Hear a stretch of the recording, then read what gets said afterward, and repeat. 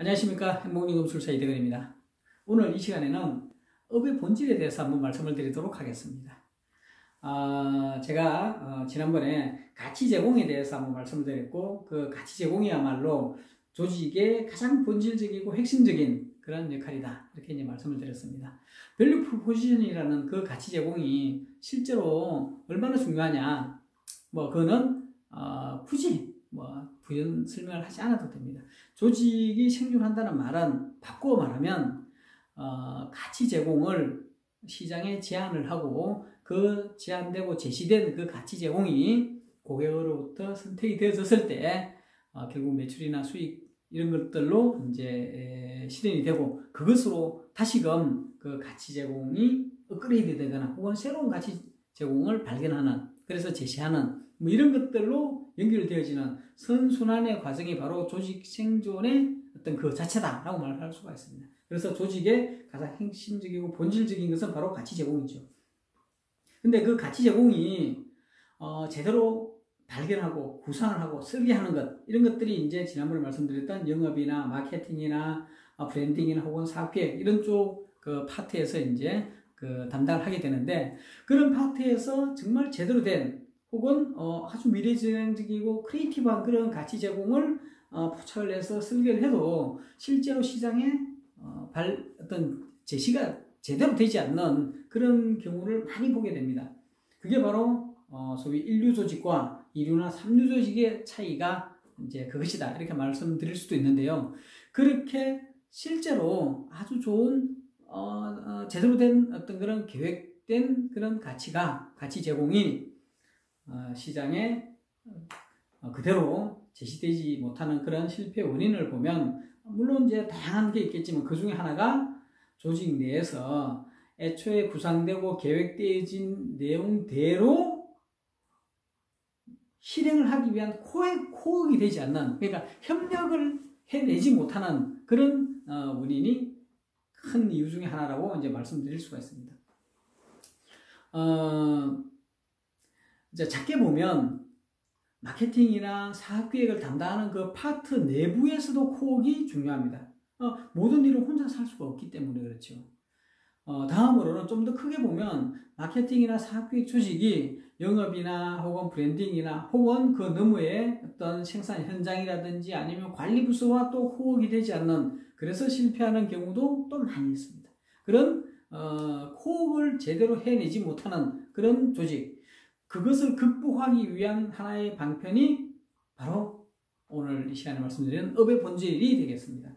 업의 본질을 제대로 알고 그 업의 본질이 사업을 하는데 반영이 되고 적용이 되어진다면 그런 코업의 실패는 상당 부분 제거되어질 수 있고 혹은 시너지를 만들어낼 수가 있는 그런 지경에 이를 수가 있습니다.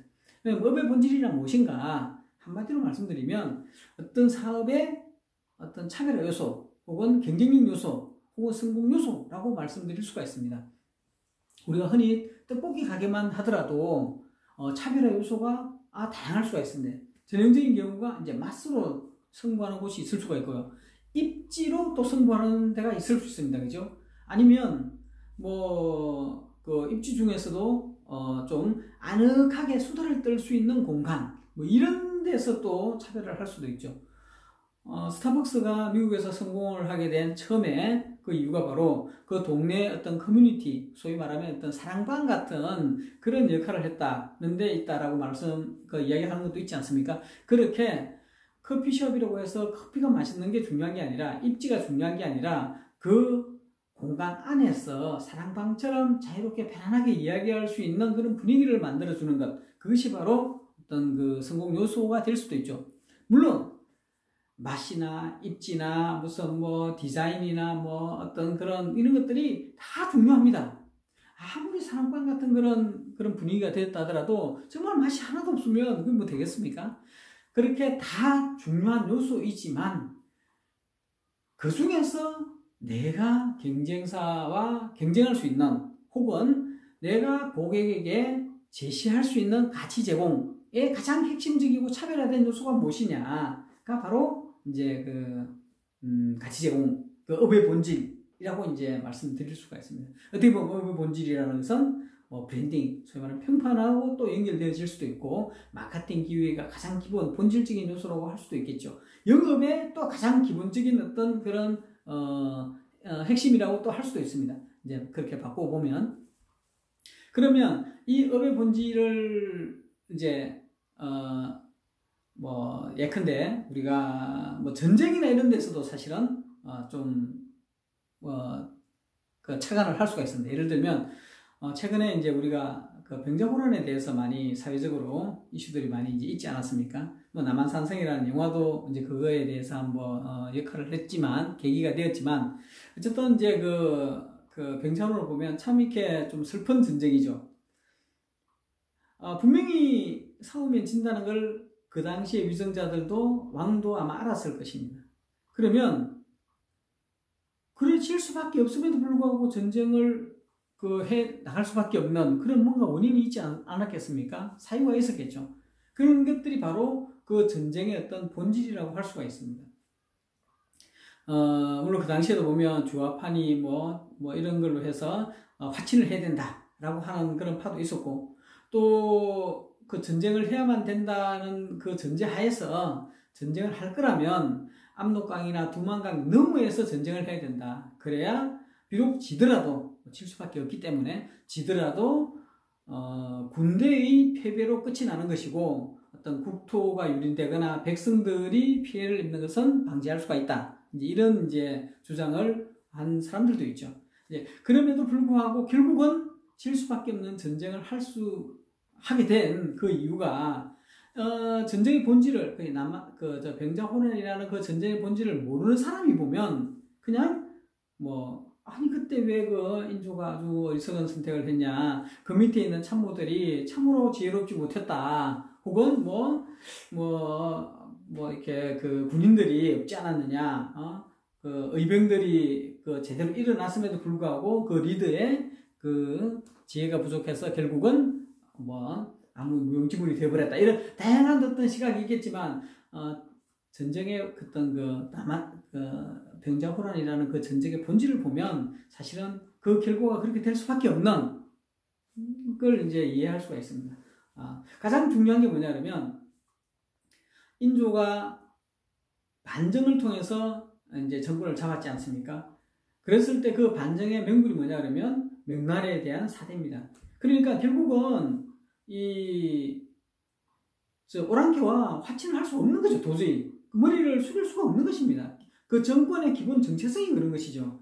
그러니까 그런 그 정권의 정체성을 전제로 하지 않고 어떤 실리적인 판단에서, 합리적인 이성적인 판단에서 싸우려고 하면은 질 것 같으니 차라리 그 화친을 하자, 머리를 좀 숙이자, 혹은 어차피 전쟁을 할 거라면 이렇게 좀 이렇게 하자 저렇게 하자, 이런 내용들이 이제 논의의 그런 그 가치가 없어진 거죠. 애초에 만약에 그게 광해군이라든지 아니면 다른 왕이었으면 화친도 충분히 대안이 되어질 수도 있고, 또 전쟁을 할 때도 또 다른 또 여러 가지 방법이, 예를 들면 앞서 이야기대로 압록강이나 두만강 그 너머에서 전쟁을 해서 그냥 작은 패전으로 끝이 나고 이렇게 항복을 하는 그런 것들이 가능할 수 있었겠지만 불가능한 거죠. 그 정권이 이제 들어서게 된 그 상황을 알게 되면. 그래서 그 정권 내에서 혹자는 이렇게 화친을 주장한 사람이 지혜롭다든지, 전쟁을 계속 고수하자는 사람이 좀 지혜롭지 못하다든지, 그런 이야기들은 업의 본질 관점에서 보면 이미 무의미한 논쟁이 될 수밖에 없습니다. 그런 것처럼 사업도 이미 업의 본질에서 많은 부분들이 결정되어지는 것이죠. 호텔 사업을 할 때 그 호텔에 대해서 편안한 잠자리를 제공하는 것이 호텔일 수도 있고, 비즈니스를 잘 할 수 있는 여건을, 어떤 배경을 만들어주는 게 호텔일 수도 있고, 혹은 관광지에 잘 접근할 수 있는 입지를, 편리한 교통이라든지 편리한 접근성을 또 제시하는 호텔도 있을 수 있습니다. 그런 걸 어느 쪽에 포인트를 맞춰서 내가 이 호텔업을 할 것인가가 사실은 그 호텔 사업의 성공의 가장 큰 요소가 벌써 결정이 되는 것이죠. 그 다음에 그 내용대로 그 전 직원들이 그 밸류 프로포지션이 지향하는 가장 핵심적인 요소인 업의 본질을 구현하고 실행하기 위해서 전 조직원이 호흡을 해나가는 것. 그것이 바로 이제 인류 조직이고 성공 가능성을 굉장히 높이는 것이죠.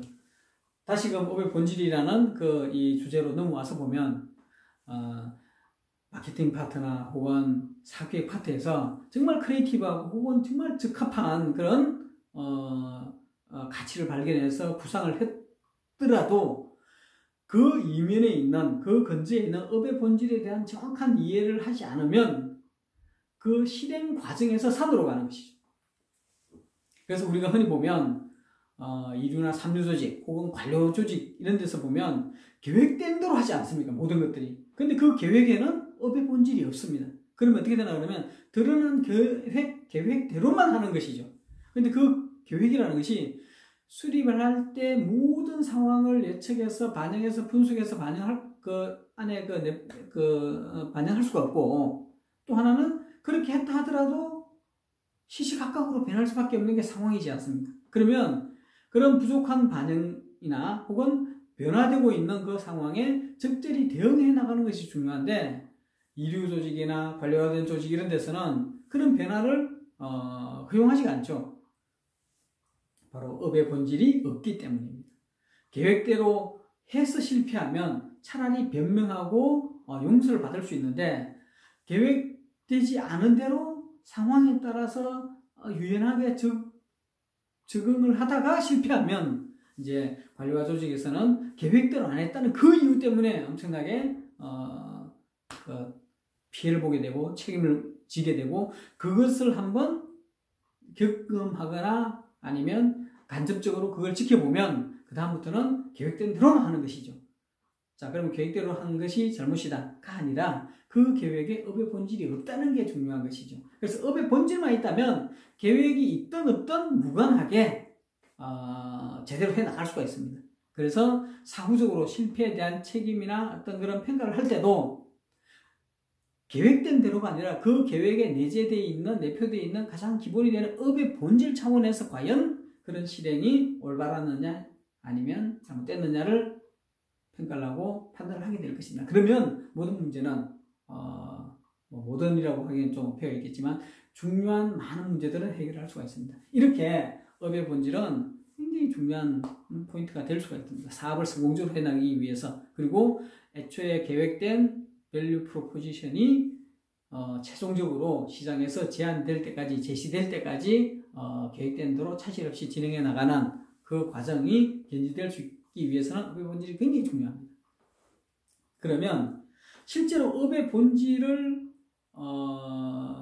발견해서 그것을 그러니까 정립을 해서 이렇게 게시를 하고 그걸 공유를 한다고 해서 그러면 되겠느냐? 사실은 그렇게 해서 업의 본질이 공유되어지지 않습니다.